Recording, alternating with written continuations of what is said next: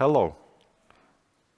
Sorry for speaking online because I cannot arrange for the trip to meet all of you. Okay, but by the way, I would like to share some of our experience about the indirect understanding.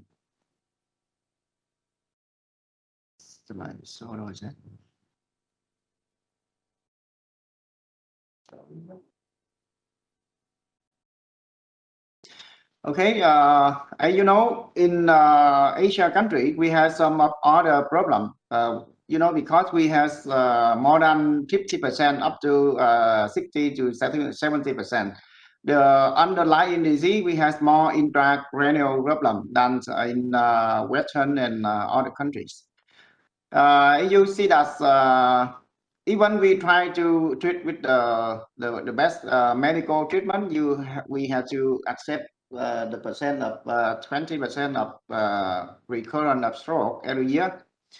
And this is some of the basic indication for treatment of intracranial stenting. We would like to show. I think all of you have know very well, so I skip. And what about the SAMRISH study? The comparison between the medication and intracranial stenting have been stopped earlier because the risk of complication. But in our countries and in general in Asia, we also had a major problem of intracranial sclerosis disease. So we had to do something for the patient when especially the medical treatment failed. And let's go with the first case, the female patient, 48 years old, presented with many times of TAA and stroke, and almost normal with the blood test. And this is the MRI. You can see the patient has not so severe, but the MRI shows the patient has severe problem of intracranial stenosis. Because the patient has only minor symptoms, so we keep the patient with medical treatment. And this case, we had a very success with the result after 5 months of maximal medical treatment therapy. We can recognize with the medication. Another case successful with medical treatment for the ICAD. But let's go to the case a little bit older. The patient has smoking and hypertension, and the first time of stroke and minor, and he came to the hospital with this kind of imaging. And we see that the MRI has severe intracranial stenosis, and because not so severe stenosis, and the first time of stroke, no time for the treatment, so we put the patient with consider medication, and you see that. After 8 months, the patient went back to the hospital with occlusion on the left side of M1 and the MRI here, and up to now the patient had disability. It means that by the arm of medical treatment and also the arm of stenting, we have major problem for both, because I don't know which is the best way for the treatment, but either we can choose for each patient which one is the better way. And for the best medication, we cannot eliminate 100% of recurrent stroke. And what about the risk of and how long we keep the maximal therapy for the patient with medication?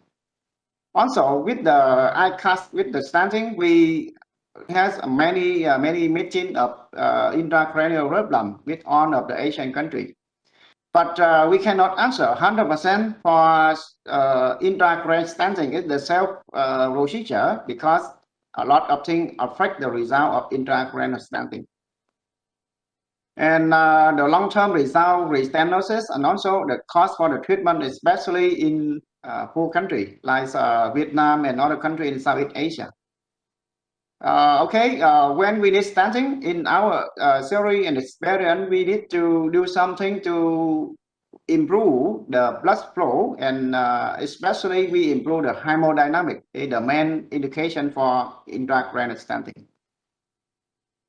And this is the procedure we know very well, so skip. This is the first case of intracranial stenting in Vietnam, have performed more than 10 years ago.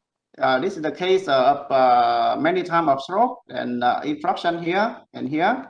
We had the angel. It is the first case we performed in 2007, and after stenting, and this is the stent in the vessel.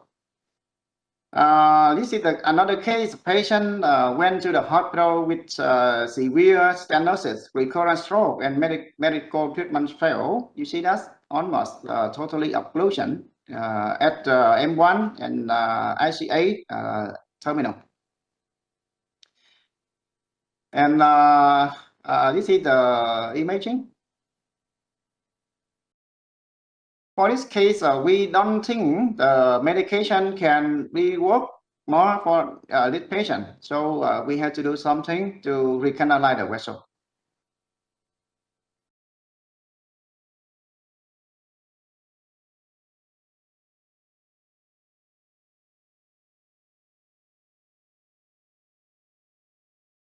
With the MRI treated with the contrast, we have the lumina here in Vietnam. This is just the diagnostic one. And this is the angel. You see that almost totally occlusion intracranial. For this case, we have no clot for sure. So I would like to tell you, in Asian country, not only the clot cause the ischemic stroke, we have major problem is severe stenosis and then occlusion. You see that just the dilation, we can recanalize the vessel, but after 10 minutes, we need to do stenting because the vessel re-occlusion. Definitely, we need the stent to keep the vessel patency. And this is the final angel. And the patient has a very good recovery.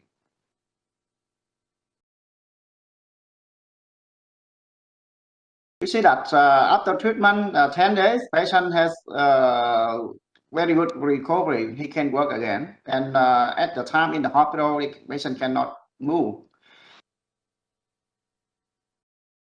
And let's go to another situation when you have the patient has up and down stroke. It's our network, more than 190 members in southwest of Vietnam. We have this kind of patient in the morning about 7 o'clock.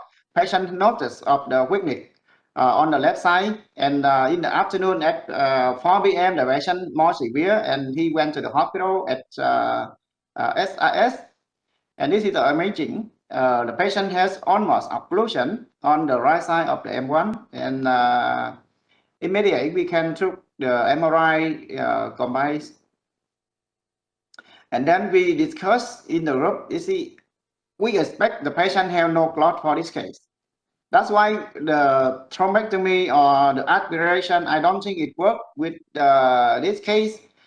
So during the procedure, we try to one pass with the solitaire or whatever you can do. But for us, we expect we will fail with the aspiration also. I think that's the clot removal. It failed because it's no clot for sure.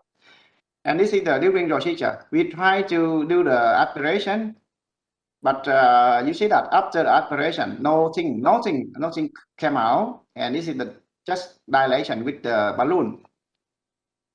And then we have to put the stent in the case after we delay, we wait for normally 10 minutes. If the vessel re-occlusion, this case we need to do stenting for sure.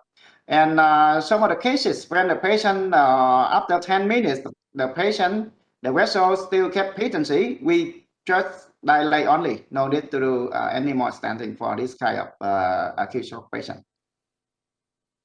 And this is the formulation of aspect of stroke. We must consider about the collateral circulation of the patient. It means that in case the patient has symptom of stroke, but the patient went to the hospital with very good collateral circulation, we don't think we need to do anything for very good collateral circulation, especially no need to do any stenting for this kind of patient.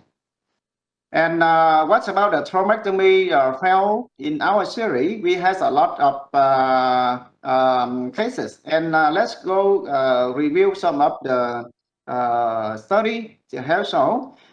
It has very effective for when we treat the acute ischemic stroke, but cannot recognize with the aspiration and stand retrieval. And also we can we have to accept some of the complication, but in our theory and our experience, if we don't accept the risk of complication when we do acute stenting, we will lose the patient, because if we try to many times of passes, we cannot recognize the vessel. It's very high risk for the patient getting worsening and can be passed away if we don't try to do the rescue stenting for the patient. Let's go with our theory. And in our theory, up to now, we have performed more than 400 cases with thrombectomy during last 3 years, and we have about 100 thrombectomy fail. It means that definitely we need to do something stenting for the patient, not only the recognized by thrombectomy or aspiration. And modern cases, anterior circulation. Also, we have about 27% of posterior circulation. And by the way we combine the thrombectomy and stenting, we can improve the significance of recanalization rate up to 95% of on of ischemic stroke in our center. And the death rate is very low and acceptable. At 3 months, we have only 6.5% of our theory has a major problem after treatment. And let's go with the case of the patient.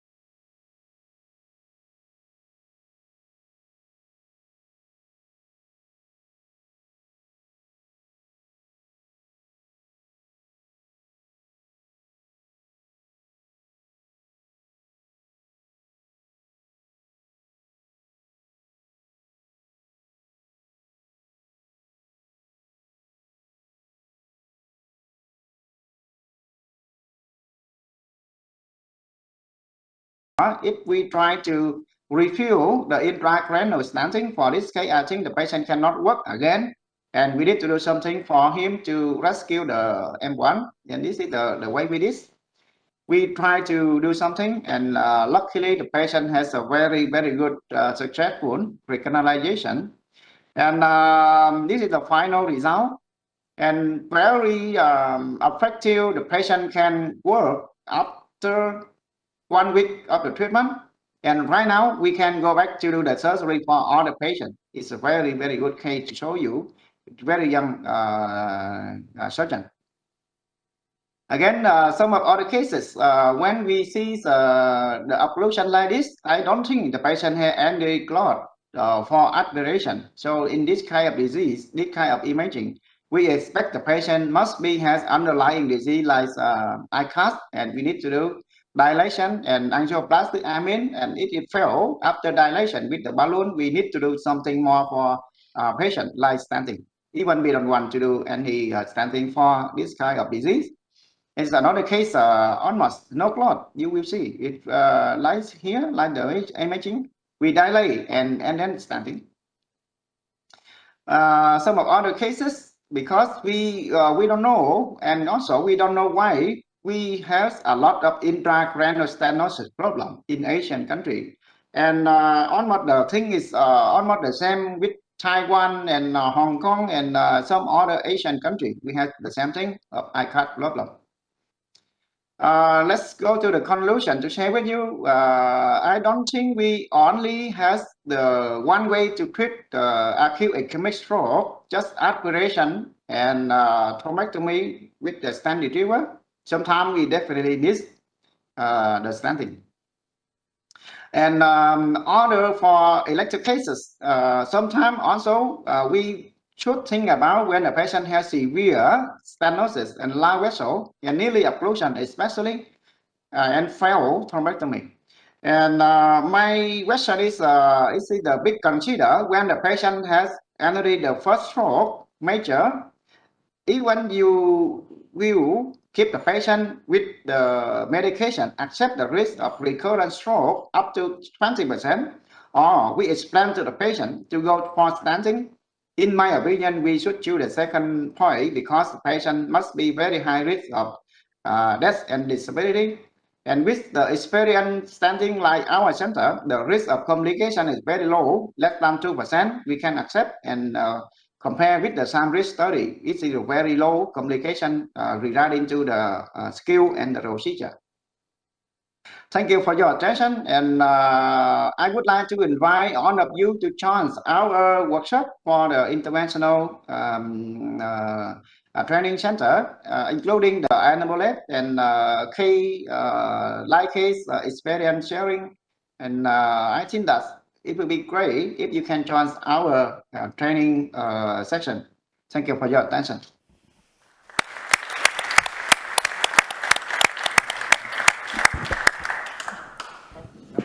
Well, thank you very much for these very interesting insights into the Asian way of intracranial stenting. May I ask you a question? How do you what do you do in terms of medication? Do you give Tirofiban, or if you have an acute stenting in your acute stenting cases, or do you give Aspisol?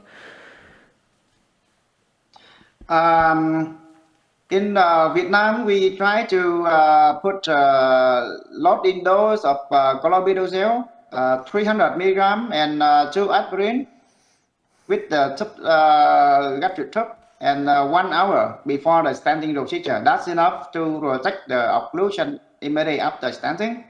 And during the procedure, we give heparin, 3,000 bolus, and then 1 hour we will give 1,000 more. That's all.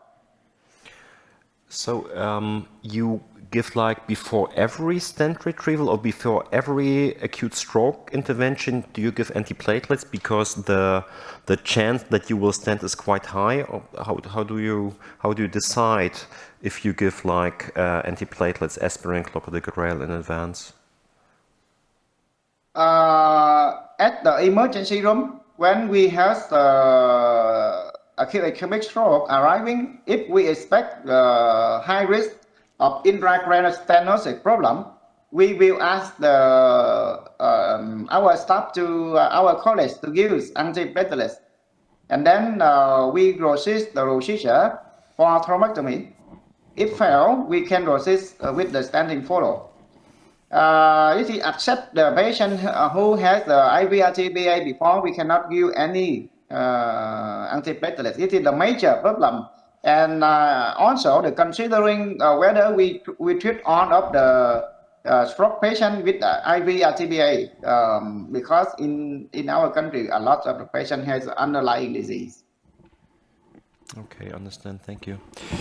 I believe we do have time for one more question, maybe. Okay. So thank you very much for being here. It was very pleasure to have you here. So thank you very much and have a good day. Bye. Thank you. Bye.